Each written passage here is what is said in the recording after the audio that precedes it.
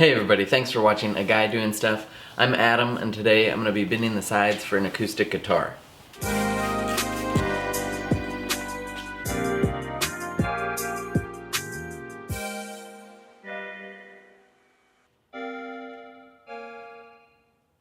Side bending is actually one of my favorite parts of guitar building. There are a lot of factors that go into getting a successful bend, so it's important that you take your time and you make sure everything's set up before you actually start the bending. If this is the first guitar you're making, I would definitely recommend using East Indian rosewood for your back and sides. Rosewood looks really good, it sounds really good, and it's really relatively pretty easy to bend.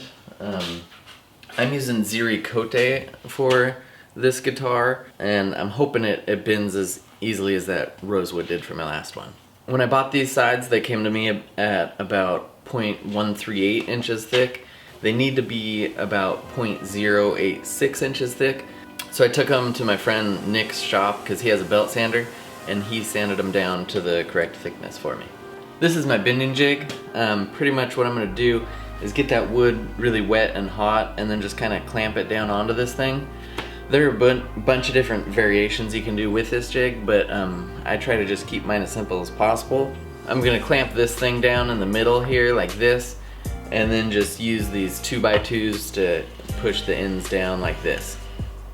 To start, I spray a side down with water, wait about 5 minutes, then I wrap it in contractor's paper, and then I wrap it in tin foil. I cut these aluminum sheets and mark reference points on them for where to line them up with the curves of the jig. I'm going to sandwich the side in between these things, and I'm going to put this little silicone heating pad in there with it. This thing is going to heat the whole thing up to about 300 degrees, and that combined with the water is going to make the wood flexible enough to be able to bend it to shape.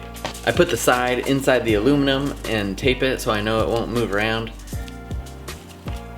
Then I clamp the end so it's easier to work with, and then I plug the heating pad in. So I plugged it in about 8 minutes ago, and according to this little laser temperature thermometer thing, it's at about 260 degrees, so I'm gonna go ahead and try to start bending it now. I match my marks up with the middle of the jig and slowly start pressing the cull down. It's important to take your time doing this here because the curve is so extreme. I'm slowly pressing about a ½ inch at a time, then waiting a couple seconds to let the wood adjust to the new shape, and then I keep on going. Once I get the middle almost all the way down, I get my bar clamps and clamp the cull down the rest of the way with them. Okay, so we got the middle cull clamped down all the way now. It's about 315 Fahrenheit right now, which is probably too hot. So I'm gonna go ahead and unplug it, and then I'm gonna go ahead and start pushing down the lower bout with a 2x2 like this. Once I get it down, I hold it here with one hand and get this eye bolt with the butterfly nut and slip it in here and tighten it down.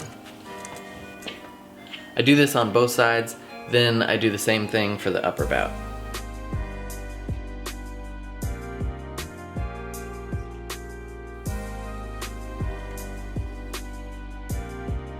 Okay, so it's all clamped down now, and I think it went okay. I'm gonna go ahead and plug it back in and let it heat up to a little over 300 degrees again, because I read somewhere that that's supposed to help it keep its shape. And then I'll unplug it in like a ½ an hour, let it sit here for a couple days, and then I'll take it out and see if it bent well. So, bad news. I took this off the jig, and it was cracked a little bit on the upper bout end, so I threw it on the ground and it broke in half. Kind of a bummer because it is expensive wood, so I am gonna have to reorder a new set, and hopefully I get that set bent successfully so I can keep on going on the series. I think the main thing that I did wrong, I was rewatching some of the footage, and when I was rewatching it, I think the only thing I could have done differently is not clamp down the middle cull all the way before I go to the ends. I think I should leave an inch or two on the middle cull, and then clamp down the ends, and then kind of clamp everything down slowly, little by little. The Indian rosewood that I used for my first guitar was way easier to bend than this ziricote was. So again, if this is your first time, I definitely use Indian rosewood because it was a lot easier to work with.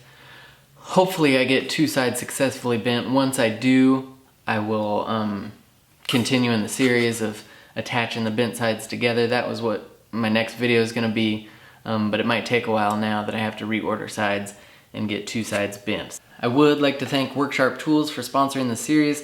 Worksharp makes the best tool sharpeners available. I haven't had to use any hand tools yet, but once I do start using hand tools in my video, I'll talk more about that Worksharp 3000 and how that works for sharpening chisels and hand planers. Thank you guys for watching.